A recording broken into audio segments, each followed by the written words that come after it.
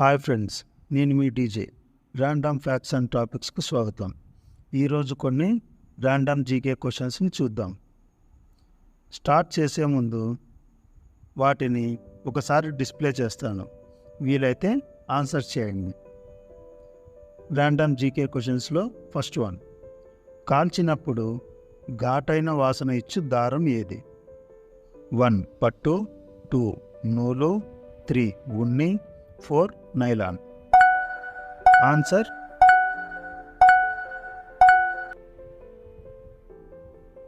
దీనికి answer nylon.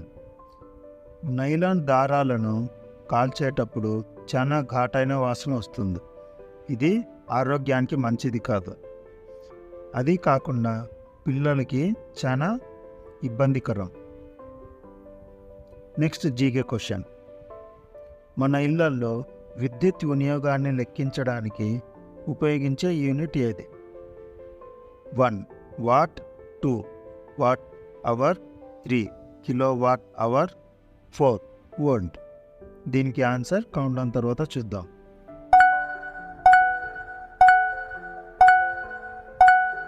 దీనికి answer kilowatt hour. అంటే మనం ఒక గంటలో ఎన్ని కిలోవాట్లను వాడామో చెప్పే యూనిటే ఇది. అంటే 1 కిలోవాట్ అంటే 1000 వాట్లు. అంటే గంటలో మనం ఎన్ని కిలోవాట్లు వాడామో అనేది లెక్కలోకి తీసుకుంటారు. నెక్స్ట్ క్వశ్చన్, ప్రపంచంలో అతిపెద్ద పుష్పం ఏది? 1 bird of Paradise, 2 డఫ్లీషియా, 3 ఫ్యాసిఫ్లోరా, 4 bottle brush. దీనికి ఆన్సర్ కౌంట్ డౌన్ తర్వాత చూద్దాం.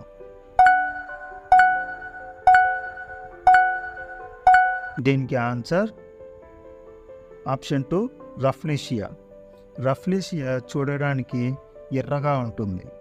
దీని యొక్క డయామీటర్ 3.3 ఫీట్స్ నుంచి 4 ఫీట్స్ వరకు ఉంటుంది. వీటి యొక్క వాసన కాల్చిన మాంసం వలె ఉంటుంది.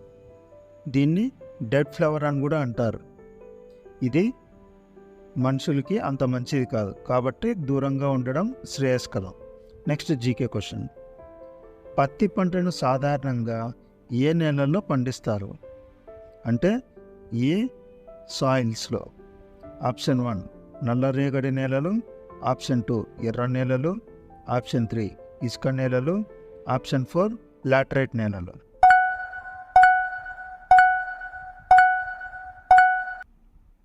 దీనికి సమాధానం ఆప్షన్ 1 నల్లరేగడి నేలలు. నల్లరేగడి నేలలో ఎక్కువగా పత్తి పంటను పండిస్తారు.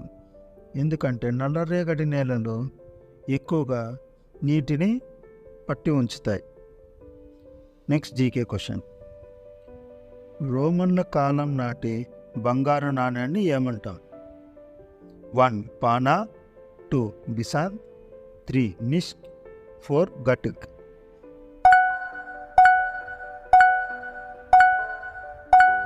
దీనికి సమాధానం ఆప్షన్ 2 బిసాన్.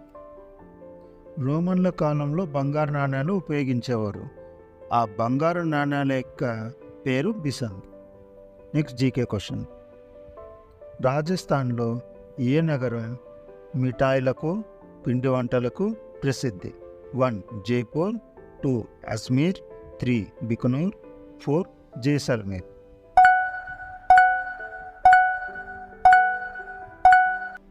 దీనికి సమాధానం ఆప్షన్ 3 బికనూర్. బికనూర్లో మిఠాయిలకి, పిండి వంటలకి చాలా ప్రసిద్ధి. అంటే అక్కడ చాలా వెరైటీస్ వండుతారు, ప్లస్ చాలా టైప్స్ ఉంటాయి. కాబట్టి దీనికి ఆన్సర్ బికనూర్.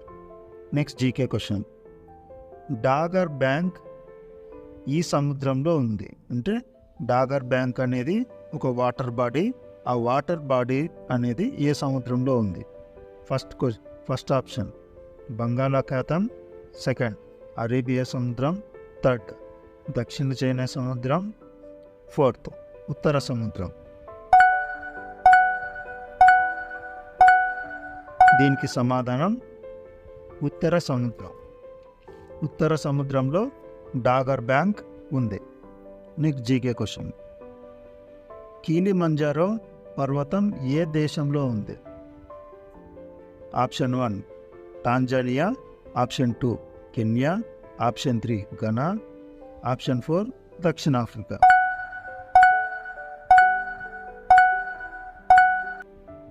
దీనికి సమాధానం టాంజానియా. కిలిమంజారో పర్వతం గురించి చెప్పడానికి కారణం ఏంటంటే, మనమందరం రోబో 1 సినిమా చూసింటాం. అందులో ఒక పాట ఉంది, కిలిమంజారో పాట. రజనీకాంత్, ఐశ్వర్యరాయ్ చేసిన పాట. ఒక మౌంటైన్ మీద చేస్తారు. ఆ పర్వతమే కిలిమంజారో పర్వతం. ఆ కిలిమంజారో పర్వతం టాంజానియా అనే దేశంలో ఉంది. Next GK question. బెంగాల్ పాలకుడిగా రాబర్ట్ క్లైవ్కు హక్కు కల్పించిన మొఘల చక్రవర్తి ఎవరు? అంటే బెంగాల్ పాలకుడిగా రాబర్ట్ క్లైవ్కు హక్కు అంటే రైట్ ఇచ్చేశాడు, నువ్వు పాలకుడివి అని చెప్పి ఇచ్చేశాడు, హక్కు ఇచ్చేశాడు. ఆ హక్కు ఇచ్చినటువంటి మొఘల చక్రవర్తి ఎవరు? 1 షా ఆలం, 2 అబు సలీం, 3 ఔరంగజేబ్, 4 బహదూర్ షా. దీనికి సమాధానం షా ఆలం. షా ఆలం రాబర్ట్ క్లైవ్కు బెంగాల్ పాలకుడిగా హక్కు కల్పించాడు. ఈ దుర్మార్గుడు రాబర్ట్ క్లైవ్ దాన్ని అదునుగా తీసుకొని నెమ్మదిగా మన భారతదేశంలో తిష్ట వేసుకొని కూర్చున్నాడు. ఆ పాపాత్మునికి అలా ఇవ్వకపోయింటే ఇలా ఇప్పుడుండే పరిస్థితిలో కొద్దిగా మార్పు ఉండేమో అని నా ఉద్దేశం. మీరేమనుకుంటున్నారో కింద కామెంట్స్లో చెప్పండి ఫ్రెండ్స్. Next GK question. వితంతువులను విద్యావంతులను చేయుటకు ముంబైలో శారదా సదన్ అనే పాఠశాలను ప్రారంభించిన వారు? ఆప్షన్ 1 పండిత రమాబాయి సరస్వతి, ఆప్షన్ 2 సావిత్రిబాయి పూలే, ఆప్షన్ 3 నారాయణ గురు, ఆప్షన్ 4 రాజారాం మోహన్ రాయ్. దీనికి సమాధానం పండిత రమాబాయి సరస్వతి.